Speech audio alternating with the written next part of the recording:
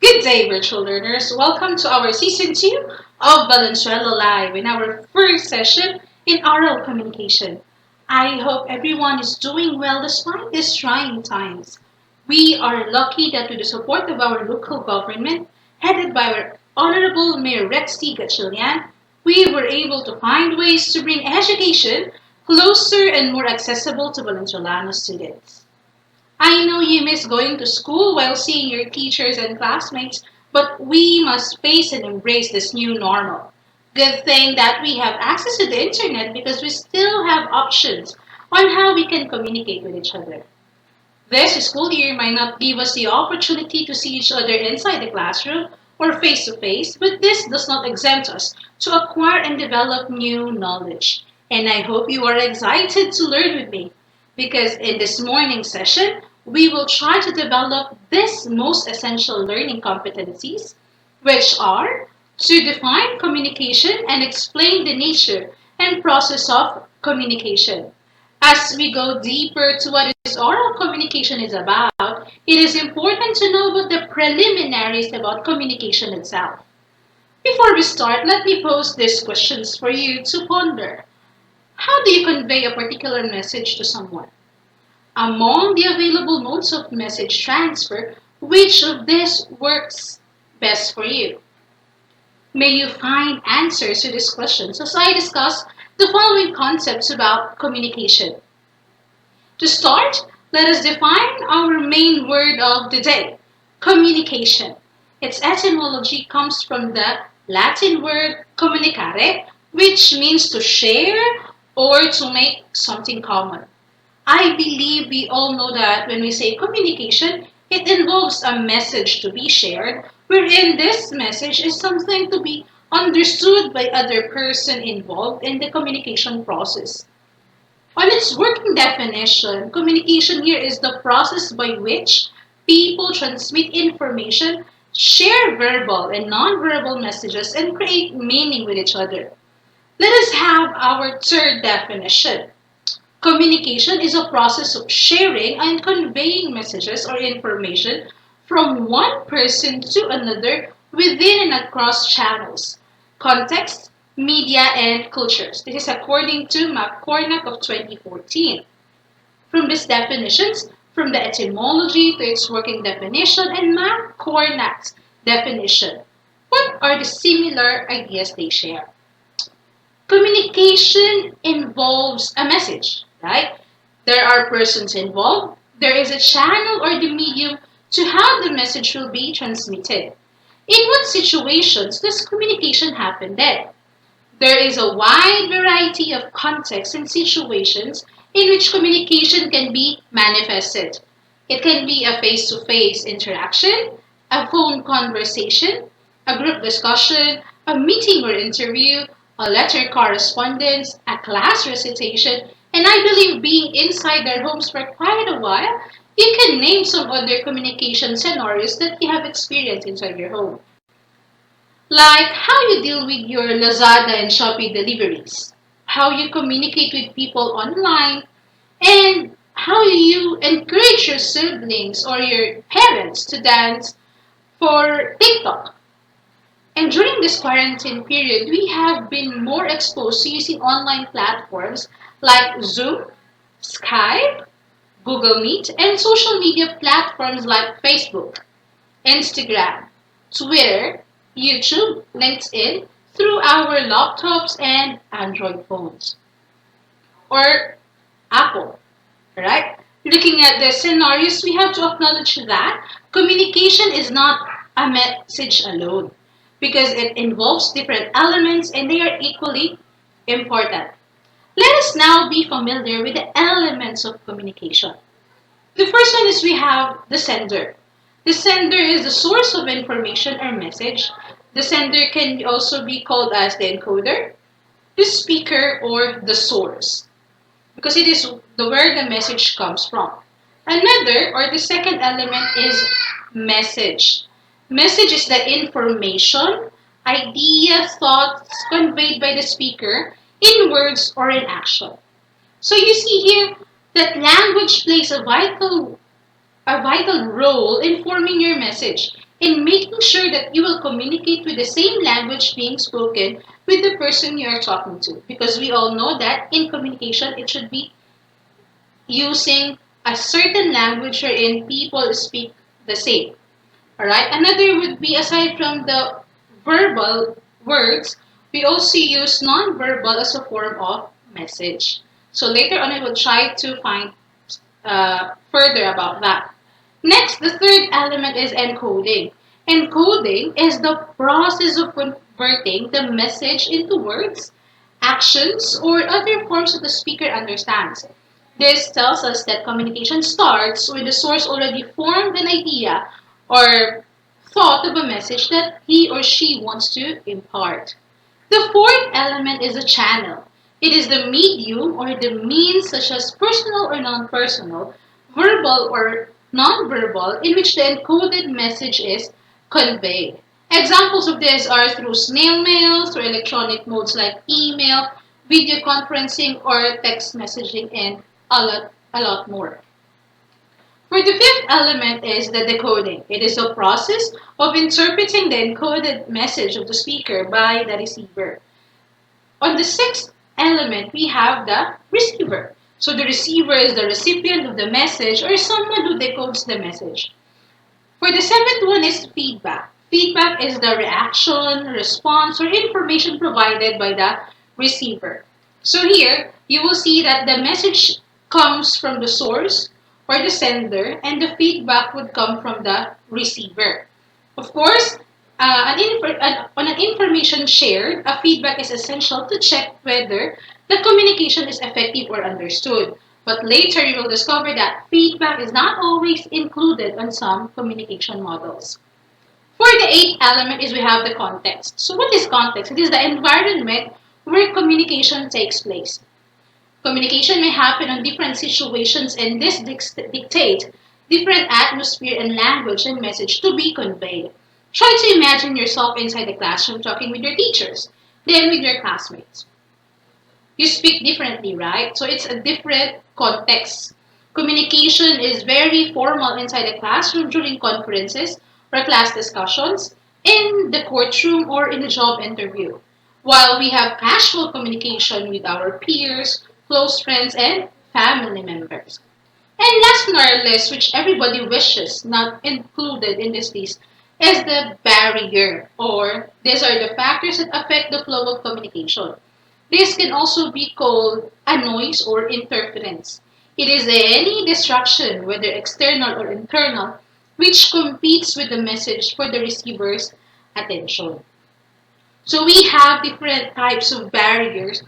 For the first one is we have physical or environmental. Second is physiological. Third, psychological or attitudinal. Fourth is social barrier. Five is educational barrier. And last is cultural barrier. So what are these types? Let me discuss further. So when we talk about physical or an environmental barrier, this refers to coughing, whispering, talking, or the temperature of a room. Okay, so you will see here that whenever someone is coughing, it disrupts the message. Or when one speaks too soft, it's very hard to decode what is the message all about. Or for example, inside the classroom, when some of the students are too loud whenever the teacher is talking, there is a barrier. Or for example, in the context of online meetings or online classes, whenever some classmates would have unmuted their microphone unintentionally, there is a barrier. Or a temperature of a room. How can that happen? For example, imagine yourself inside a very cold room wherein you would feel sleepy or you would feel frozen, that it disrupts your listening, right? So that is about physical or environmental barrier. For the physiological barrier, this one pertains to headache or hunger. So this one pertains to a certain feeling or situation of the speaker or of the listener. And then we have the psychological or attitudinal, where this one pertains to the attitude, emotion, or the stereotypes. Okay, for example, if the person is feeling very angry, it's very hard to express himself that one may be tactless, right? So it's very hard to speak with them. Or for example, on a certain stereotypical scenario wherein we expect male dominates the female. So that's another thing. Another type of barrier is social barrier, wherein the person communicating with you is not your friend or someone you respect. On the social barrier, this one observes ranking. Alright? So on some instances, you need to be careful whenever you talk with someone who is in rank or with a position. In some circumstances, you may go too honest and comfortable with a friend that we are tagged as insensitive. See, it can be considered as a social barrier as well. Next barrier is educational barrier. So when does this happen? So an example given here is when a person claims, I'm too smart to listen to this stuff. So this pertains to a situation where a person is too confident with their intelligence that there is no room for them to acknowledge mistakes and improvement.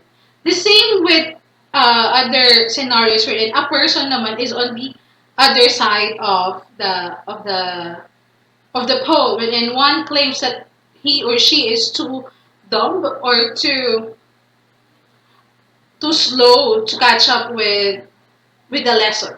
So that's another barrier. Next, how about cultural barriers? It is the difference in political, cultural, religious beliefs, etc. We must acknowledge that there is cultural relativism, that there is diversity in our religion and political principles.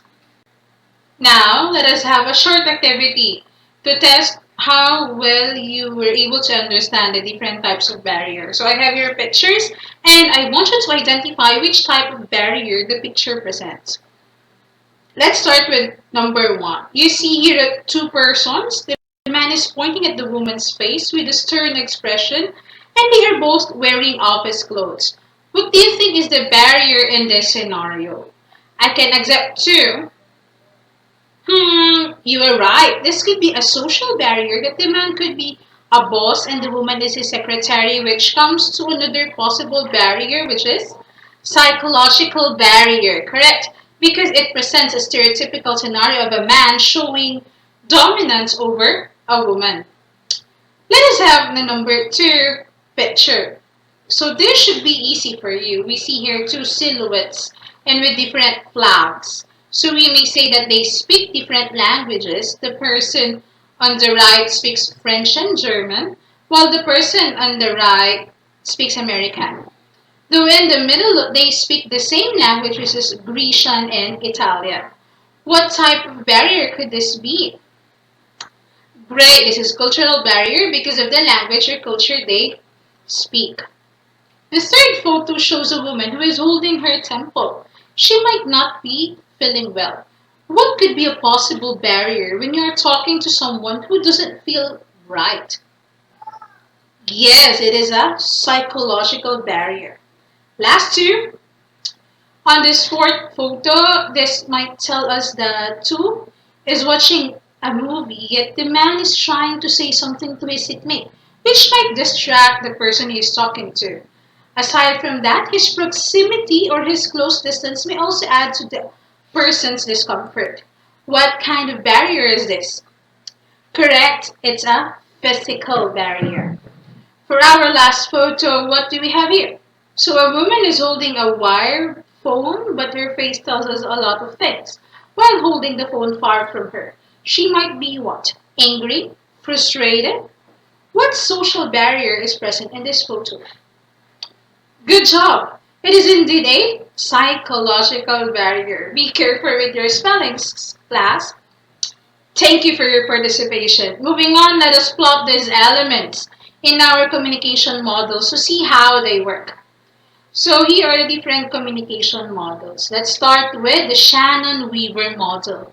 It is known as the mother of all the communication models. The Shannon-Weaver model of 1949 depicts communication as a linear or one-way process. Consists of 5 elements, which is the source or the producer of the message, the transmitter or the encoder of the message into signals, a channel which signals adapted for transmission, a receiver or the decoder of message from the signal, and a destination. This model, however, has been criticized for missing one essential element in the communication process. What do you think is it? It's feedback. Without feedback, the speaker will not know whether the receiver understands the message or not. Because when the message has reached its final destination, communication has been accomplished. Because in this model, communication occurred when the message has been sent and received. Feedback is not part of this model. Let us look closely on the illustration of this model. Communication happens when an information source, a sender, has a message and transmits that message in the form of a signal through a channel. Then that signal is received by the receiver at its final destination. Along the way, there might be some noise in the communication system that might negatively influence the process. This is because this model is not designed for face-to-face communication. Since this was proposed in 1949, this model was designed for telegraph, telephone, and radio where communication is linear. And that is a revelation, dear virtual learners. How about our second model of communication? So we have here the transactional model by Dean Barlund. He believes that communication is dynamic, circular, and continuous, where the receiver and the sender can exchange roles during the communication process. Transaction model is a two-way process with the inclusion of feedback as one element. This model is considered to be more interactive because there is a collaborative exchange of messages between communicators with the aim of understanding each other. It also shows that a barrier such as noise may interfere with the flow of communication. This model now happens on a more collaborative work or face-to-face interaction. After presenting with you the elements in the communication models, we can now identify the nature of communication.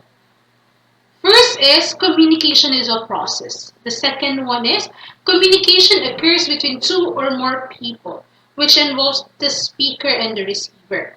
The third one is communication can be expressed through written or spoken words, actions in the form of nonverbal, or both spoken words and nonverbal actions at the same time.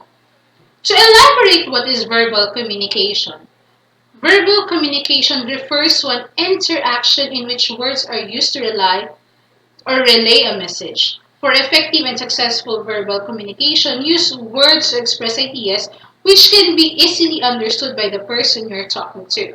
As I told you, language is a vital element. What should be considered in engaging in this type of verbal communication? One is appropriateness. The language that you use should be appropriate to the environment or occasion, or the context, whether it is formal or informal or casual. Second one is brevity. It is to sound more credible, you should use simple yet precise and powerful words.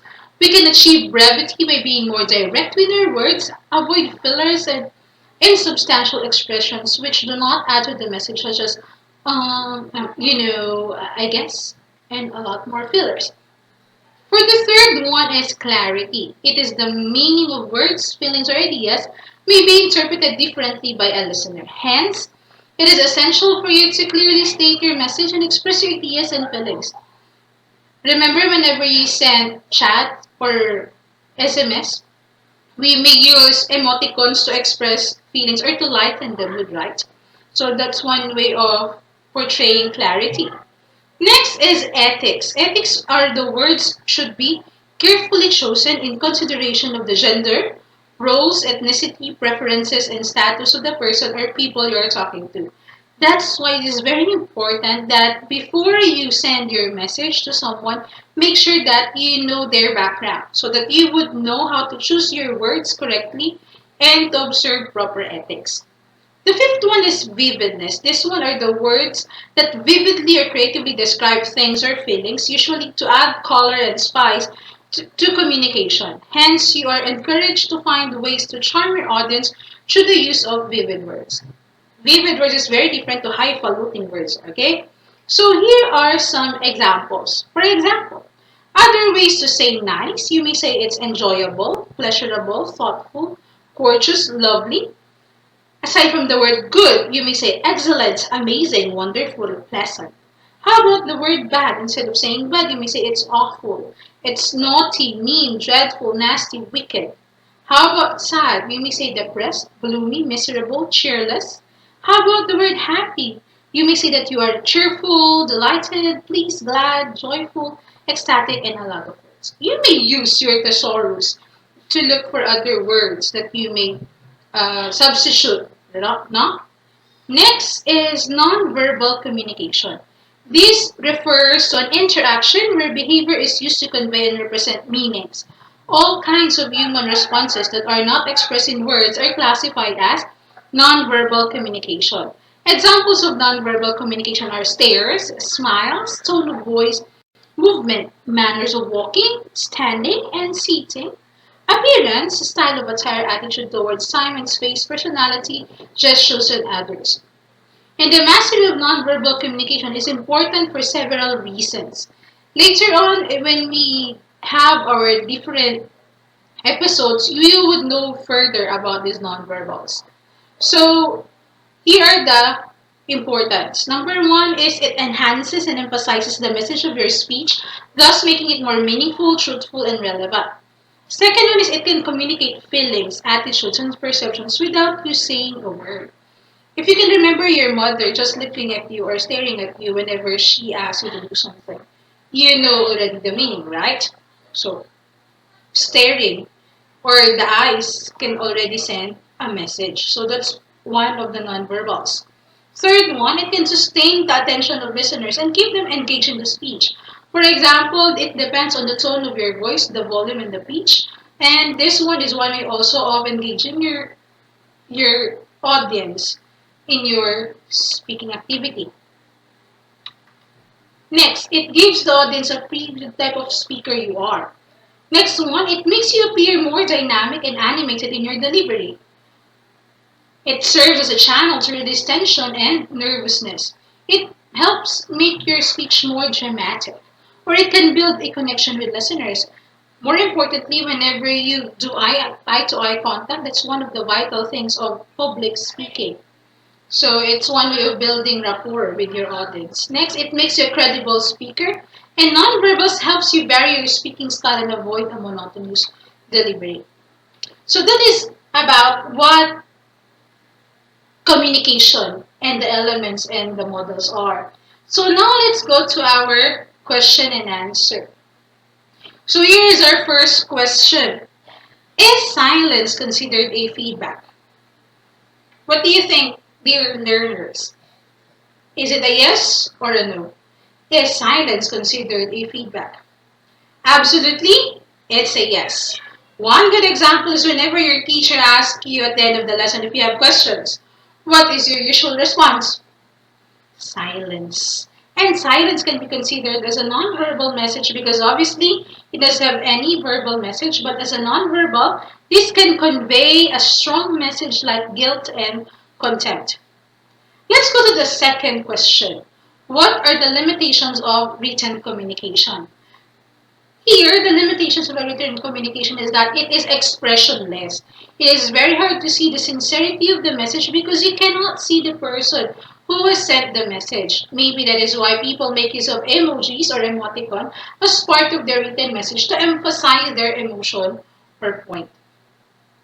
For the third question, how can we tell that effective communication has taken place? In the context of the Shannon-Weaver model, communication is effective when the message reached its destination, while in the transactional model, since it's a two-way process, communication is effective when the receiver provided the appropriate feedback. Try to recall in the classroom whenever the teacher already says, you copy and answer what is written on the board, and you still ask, ma'am, copy and answer? What do you think? Is the communication effective? It's for you to answer. And so for our next virtual meeting, we will discuss more on the following: types of the nonverbal communication, effective communication skills, and the intercultural communication. So that is about for this morning session. With that, happy learning. See you on our next virtual meeting. Goodbye.